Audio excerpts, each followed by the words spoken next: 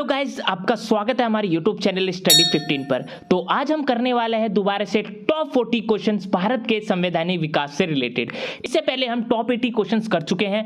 अगर आपने वो टॉप 80 क्वेश्चंस नहीं किए हैं तो मैंने डिस्क्रिप्शन में लिंक दे रखा है, जाकर सबसे पहले वो टॉप 80 क्वेश्चंस को देखिए। तो आज भी हम क्या करेंगे, टॉप 40 क्वेश्चंस को करेंगे जो इस टॉपिक से रिलेटेड बहुत ही ज्यादा इंपॉर्टेंट है। आज हम सारे के सारे क्वेश्चंस को कर लेंगे। अगर ये आपने पूरे के पूरे क्वेश्चंस कर लिए तो मान लीजिए आपने भारत के संवैधानिक विकास से रिलेटेड सारे के सारे क्वेश्चंस को कर लिया है।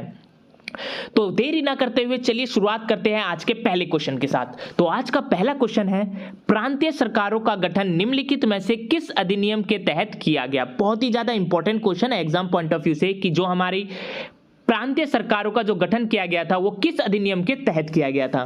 तो वो किया गया था भारत सरकार अधिनियम 1935 के तहत, यानी भारत सरकार 1935 के तहत ही प्रांतीय सरकारों का गठन किया गया था। आज का अगला प्रश्न, भारत सरकार अधिनियम 1935 के अनुसार प्रांतीय कार्यकारिणी का इनमें से कौन सा अभिलक्षण है। यानी आपको बताना है कि जो 1935 का भारत सरकार अधिनियम था उसमें जो प्रांतीय कार्यकारिणी थी उनके क्या गुण थे। तो जो प्रांत का कार्यकारी प्राधिकार था वो किसको बनाया गया था, वो गवर्नर को बनाया था, एकदम सही है। गवर्नर को सलाह देने के लिए मंत्री परिषद का गठन किया गया था, एकदम सही है। तो ये जो दोनों के दोनों गुण है, पहला और दूसरा, ये भारत सरकार अधिनियम 1935 के अनुसार ही प्रांतीय कार्यकारिणी थी उनके गुण थे। जो तीसरा आपको बता रखा है इसमें, गवर्नर को प्रांतीय विधानमंडल के अविश्वास मत द्वारा हटाया जा सकता था, ये उसमें नहीं था। तो जो इसका सही आंसर है वो है आंसर नंबर ए 1 और 2। ये दोनों के दोनों जो गुण थे वो किसके थे, 1935 के अनुसार प्रांतीय कार्यकारिणी के थे। आज का अगला प्रश्न, निम्नलिखित में से किस एक अधिनियम ने भारत में संघीय शासन की व्यवस्था दी थी। बहुत ही ज्यादा इंपॉर्टेंट क्वेश्चन है एग्जाम पॉइंट ऑफ व्यू से कि ऐसा कौन सा अधिनियम था जिसके तहत संघीय शासन की व्यवस्था दी गई थी। तो जो संघीय शासन की व्यवस्था दी गई थी वो दी गई थी भारत सरकार अधिनियम 1935 के तहत। तो जो इसका सही आंसर है वो है आंसर नंबर सी। आज का अगला प्रश्न, 1935 के अधिनियम द्वारा स्थापित संघ में अवशेष शक्तियां किसको दी गई थी। बहुत ही ज्यादा इंपॉर्टेंट क्वेश्चन है एग्जाम पॉइंट ऑफ व्यू से कि जो भारत सरकार अधिनियम 1935 था उसके द्वारा संघीय व्यवस्था को स्थापित किया गया था। तो उसमें जो शक्तियां थी वो किसको दी गई थी, तो उसमें जो सारी की सारी शक्तियां थी वो गवर्नर जनरल को दी गई थी। तो जो इसका सही आंसर है वो है आंसर नंबर सी। आज का अगला प्रश्न, निम्नलिखित में से किस अधिनियम ने केंद्र में द्वैत शासन प्रणाली को स्थापित किया। बहुत ही ज्यादा इंपॉर्टेंट क्वेश्चन है एग्जाम पॉइंट ऑफ व्यू से कि ऐसा कौन सा अधिनियम था जिसके तहत केंद्र में द्वैत शासन प्रणाली स्थापित की गई थी। तो वो अधिनियम था भारत शासन अधिनियम 1935। तो भारत शासन अधिनियम 1935 के तहत ही केंद्र में द्वैत शासन प्रणाली स्थापित की गई थी। आज का अगला प्रश्न, प्रांतों में द्वैत शासन के उन्मूलन की संतुति किस अधिनियम द्वारा दी गई थी। बहुत ही ज्यादा इंपॉर्टेंट क्वेश्चन है एग्जाम पॉइंट ऑफ व्यू से। अभी हमने ऊपर पढ़ा कि जो केंद्र थे उसमें द्वैत शासन की जो प्रणाली थी वो किस अधिनियम के द्वारा स्थापित की गई थी, तो वो था अधिनियम 1935। तो भारत सरकार अधिनियम 1935 के तहत ही प्रांतों में द्वैत शासन के उन्मूलन की संतुति दी गई थी। आज का अगला प्रश्न, एक संघीय व्यवस्था और केंद्र में द्वैत शासन भारत में लागू किया गया था किस अधिनियम के द्वारा। यानी वह कौन सा अधिनियम था जिसके द्वारा भारत में संघीय व्यवस्था और केंद्र में द्वैत शासन लाया गया था। तो जो अधिनियम था उस अधिनियम का नाम था 1935, यानी भारत सरकार अधिनियम 1935 के तहत ही भारत में संघीय व्यवस्था और केंद्र में द्वैत शासन लाया गया था। आज का अगला प्रश्न, किस अधिनियम के द्वारा अंग्रेजों ने अखिल भारतीय संघ प्रस्तावित किया। बहुत ही ज्यादा इंपॉर्टेंट क्वेश्चन है कि जो भारत में अंग्रेजों के द्वारा अखिल भारतीय संघ लाया गया था वो किस अधिनियम के द्वारा लाया गया था। तो वो था भारत सरकार अधिनियम 1935। यानी भारत सरकार अधिनियम 1935 के तहत ही अंग्रेजों ने अखिल भारतीय संघ प्रस्तावित किया था। आज का अगला प्रश्न, अखिल भारतीय महासंघ स्थापित करने का प्रावधान किस अधिनियम में शामिल था। तो अभी हमने पढ़ा जो अखिल भारतीय महासंघ था वो अंग्रेजों द्वारा स्थापित किया गया था, वो किस अधिनियम के द्वारा किया गया था, वो किया गया था भारत सरकार अधिनियम 1935। तो इसका जो सही आंसर है वो है आंसर नंबर ए। आज का अगला प्रश्न, लक्षण जो 1935 के अधिनियम का तो है, लेकिन 1919 के अधिनियम का नहीं है। यानी इनमें से वो बताना है कि जो 1935 के अधिनियम से था। तो जो अखिल भारतीय संघ था वो क्या था हमारा, 1935 के अधिनियम से रिलेटेड था। और इसके अलावा जो पृथक निर्वाचन मंडल की समाप्ति, भारतीय परिषद को बनाए रखना और केंद्रीय विधानमंडल, जो तीनों की तीनों लक्षण है वो 1919 के अधिनियम के थे। तो इनमें से जो सबसे अलग लक्षण है वो है अखिल भारतीय महासंघ, जो 1935 के अधिनियम का है। आज का अगला प्रश्न, निम्नलिखित अधिनियमों में से किस अधिनियम के फलस्वरूप बर्मा भारत से अलग हुआ? तो बहुत ही ज्यादा इंपॉर्टेंट क्वेश्चन है एग्जाम पॉइंट ऑफ व्यू से कि ऐसा कौन सा अधिनियम था जिसके तहत बर्मा भारत से अलग कर गया। तो वो अधिनियम था गवर्नमेंट ऑफ इंडिया एक्ट 1935। तो भारत सरकार अधिनियम 1935 के तहत ही बर्मा भारत से अलग किया गया। आज का अगला प्रश्न, समवर्ती सूची पहली बार लागू की गई। बहुत ही ज्यादा इंपॉर्टेंट क्वेश्चन है ये भी कि जो समवर्ती सूची थी वो पहली बार किस अधिनियम द्वारा लागू की गई थी।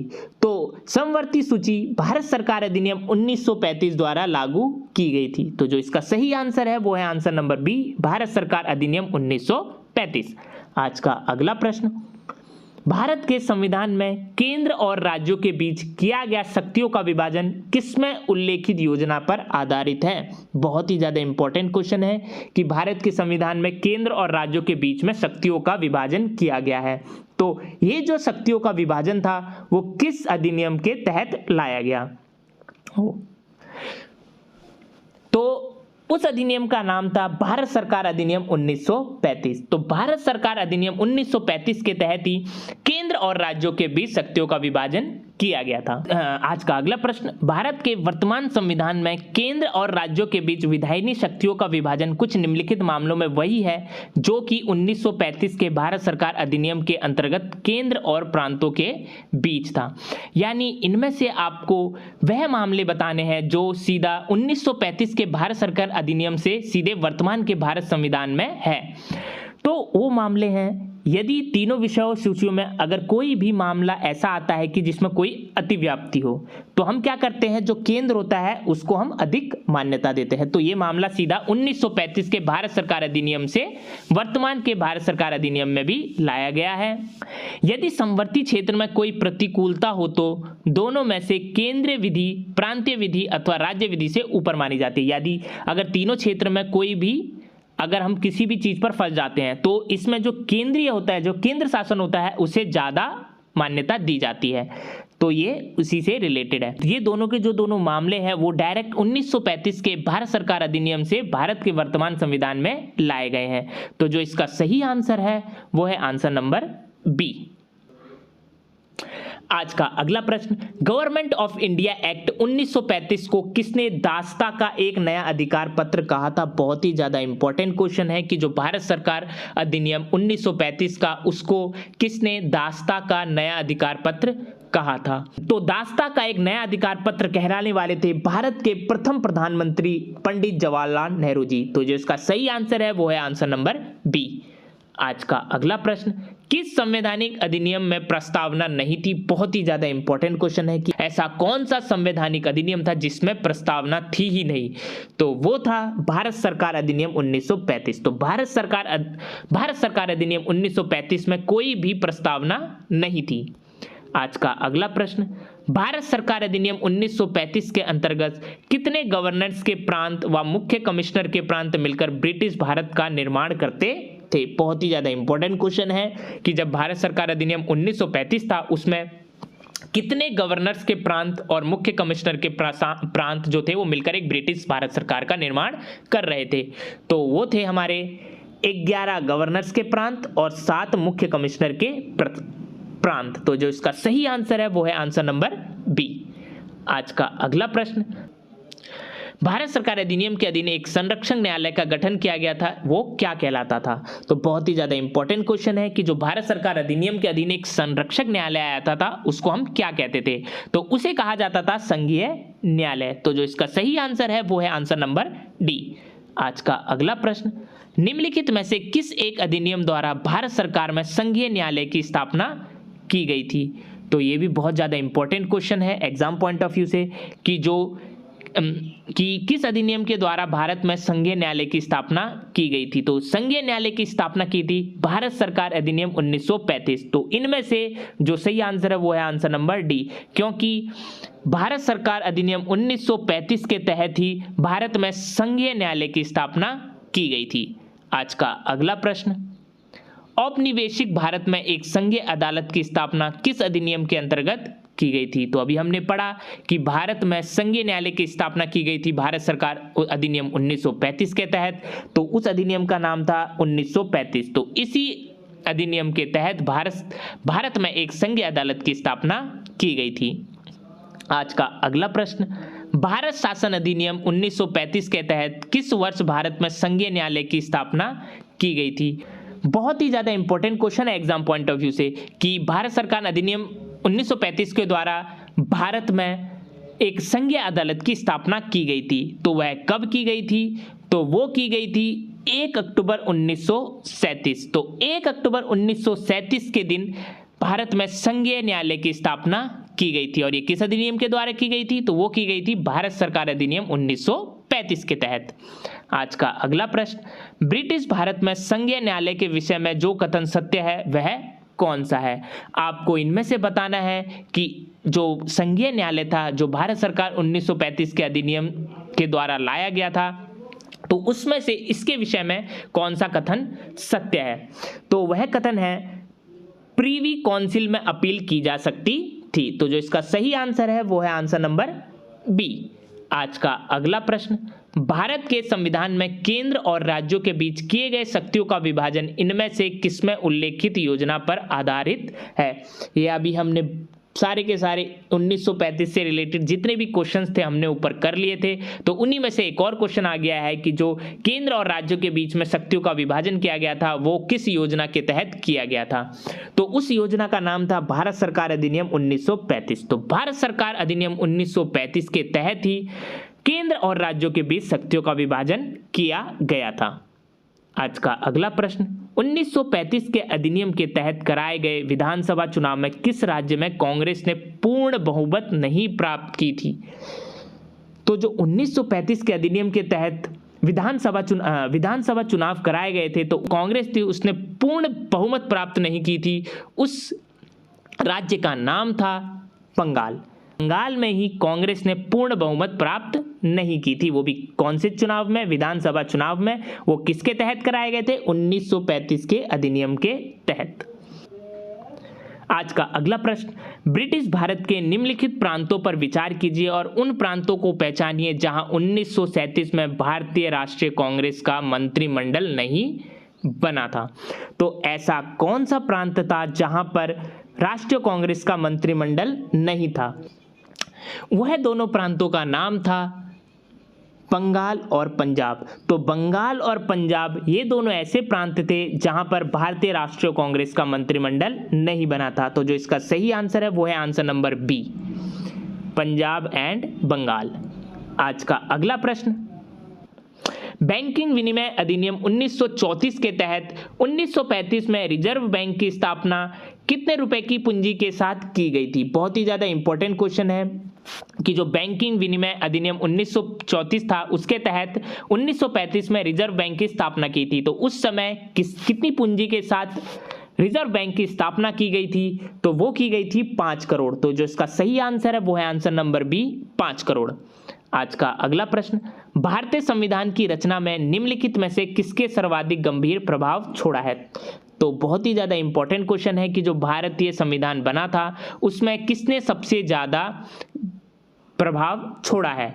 तो वो अधिनियम था भारत सरकार अधिनियम 1935। इसी के तहत ज्यादा से ज्यादा जो हमारा वर्तमान में भारतीय संविधान है उसने अपना प्रभाव छोड़ा है। आज का अगला प्रश्न, 15 अगस्त 1947 से जब देश स्वतंत्र हुआ और 26 जनवरी 1950 के बीच जब उसने स्वयं को संपूर्ण प्रभुत्व संपन्न लोकतंत्रात्मक गणराज्य घोषित किया, भारत सरकार कार्य कर रही थी। तो इनमें से आपको बताना है कि जिस समय 15 अगस्त 1947 से जब देश आज़ाद हुआ था और उसके बाद से लेके 26 जनवरी 1950 के बीच हमारा संविधान लागू हुआ था, उतने तक जो हमारा भारत सरकार थी वो किस अधिनियम के द्वारा कार्य कर रही थी? तो वह कर रही थी गवर्नमेंट ऑफ इंडिया एक्ट 1935 के तहत। जितने भी गवर्नमेंट ऑफ इंडिया एक्ट 1935 में उपबंध दिए गए थे उसके तहत भारत सरकार कार्य कर रही थी। तो जो इसका सही आंसर है वो है आंसर नंबर ए। आज का अगला प्रश्न, कथन ए जो दिया गया है क्या उसके नीचे उसका कारण दिया गया है? तो भारत सरकार अधिनियम 1935 का संघीय खंड व्यवहार में नहीं आया, क्या इसका ये कारण है कि जो भारतीय राष्ट्रीय कांग्रेस ने उसका विरोध किया था? ये दोनों के दोनों कथन तो एकदम सही है, लेकिन जो कथन ए है उसका ये सही कारण नहीं है। तो जो इसका सही आंसर है वो है आंसर नंबर बी, कि जो ए और आर है वो दोनों सही है, लेकिन जो कारण दिया गया है भारत सरकार अधिनियम 1935 के तहत ये उसका सही व्याख्या नहीं है। तो आज का अगला प्रश्न, भारत सरकार अधिनियम 1935 के अंतर्गत इनमें से क्या था? तो हमने पहले भी बात करी थी 1935 जो भारत सरकार अधिनियम था उसमें जितनी भी शक्तियां थी वो सारी की सारी शक्तियां किसको दी गई थी? तो सारी की सारी शक्तियां दी गई थी गवर्नर जनरल को। तो जो इसका सही आंसर है वो है आंसर नंबर सी, जो अवशिष्ट शक्तियां थी वो गवर्नर जनरल के अधिकारों में निहित की गई थी भारत सरकार अधिनियम 1935 के अंतर्गत। आज का अगला प्रश्न, माउंटबेटन योजना आधार बनी, यानी जो माउंटबेटन योजना थी वो किसकी आधार बनी थी? तो माउंटबेटन योजना इसलिए लाई गई थी क्योंकि देश का विभाजन करना था। तो जो इसका सही आंसर है वो है आंसर नंबर सी। आज का अगला प्रश्न, भारतीयों को वर्ष 1947 में सार्वभौम सत्ता सौंपने की योजना निम्न में से किस नाम से जानी गई? बहुत ही ज्यादा इंपॉर्टेंट क्वेश्चन है। भारत को वर्ष 1947 में सार्वभौम सत्ता सौंपने के लिए उस योजना को जाना जाता था माउंटबेटन योजना से। तो जो इसका सही आंसर है वो है आंसर नंबर सी, माउंटबेटन योजना। आज का अगला प्रश्न, माउंटबेटन योजना के परिणाम स्वरूप अधिनियम पारित किया गया, यानी जो माउंटबेटन योजना थी उसके परिणाम स्वरूप कौन सा अधिनियम पारित किया गया था? तो वो अधिनियम था भारत स्वतंत्रता अधिनियम 1947।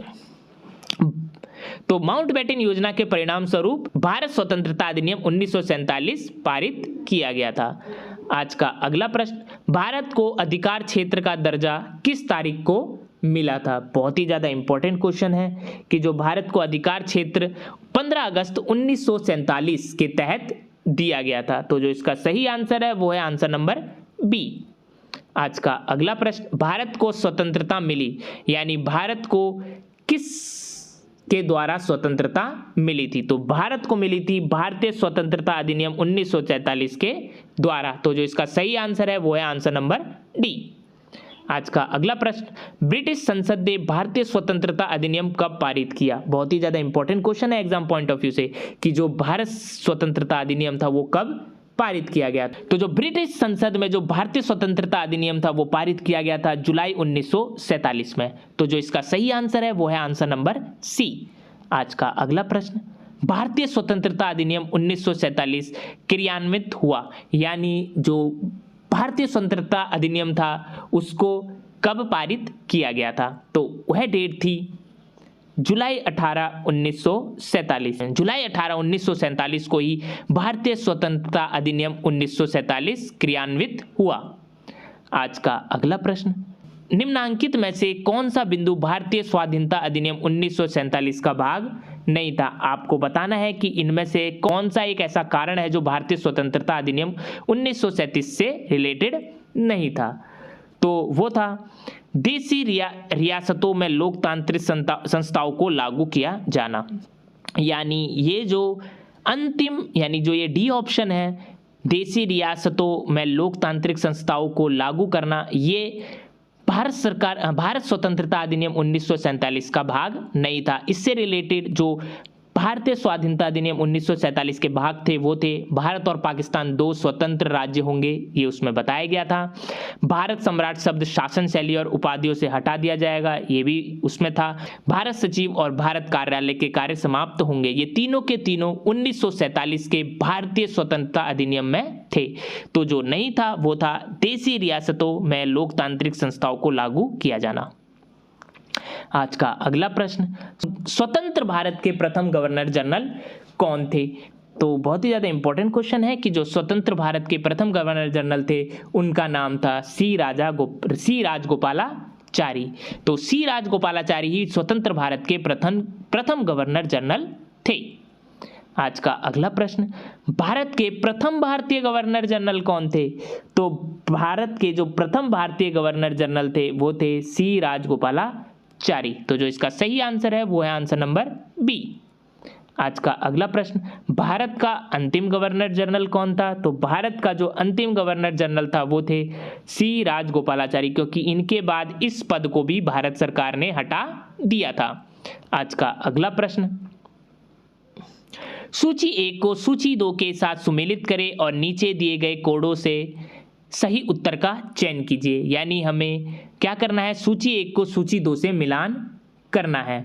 तो जो भारत शासन अधिनियम था वो कब लाया गया था? तो जो भारत शासन अधिनियम था वो लाया गया था सन 1935 में। क्रिप्स प्रस्ताव कब लाया गया था? तो जो क्रिप्स प्रस्ताव था वो लाया गया था 1942 में। अगस्त प्रस्ताव कब लाया गया था? तो जो अगस्त प्रस्ताव था वो लाया गया था 1940 में। और वेवल योजना लाई गई थी 1945 में। तो जो इसका सही आंसर है वो है आंसर नंबर ए, कि जो भारत शासन अधिनियम था वो 1935 में लागू किया गया था, क्रिप्स प्रस्ताव जो 1942 में, अगस्त प्रस्ताव 1940 में और वेवल योजना 1945 में। बहुत ही ज़्यादा इंपॉर्टेंट ये क्वेश्चन है। आज का अगला प्रश्न, निम्नलिखित घटनाओं पर विचार कीजिए। यानी आपको इन घटनाओं को उनके काल के अनुसार लगाना है। तो सबसे पहले कौन सी घटना हुई थी? तो जो सबसे पहले घटना हुई थी वो हुई थी ईस्ट इंडिया कंपनी के दीवानी अधिकार। यानी सबसे पहले ईस्ट इंडिया कंपनी को अधिकार दिए गए थे। उसके बाद वैरेन हेस्टिंग को बंगाल के गवर्नर के रूप में नियुक्त किया गया था। उसके बाद रेगुलेटिंग एक्ट लाया गया था और सबसे लास्ट में पिट्स भारत अधिनियम लाया गया था। तो जो इसका सही आंसर है वो है आंसर नंबर सी। तो ये थे आज के हमारे सारे के सारे प्रश्न भारतीय संविधान के संवैधानिक विकास से रिलेटेड। तो इससे रिलेटेड हमने सारे के सारे टॉप 100+ क्वेश्चंस को कर दिया है।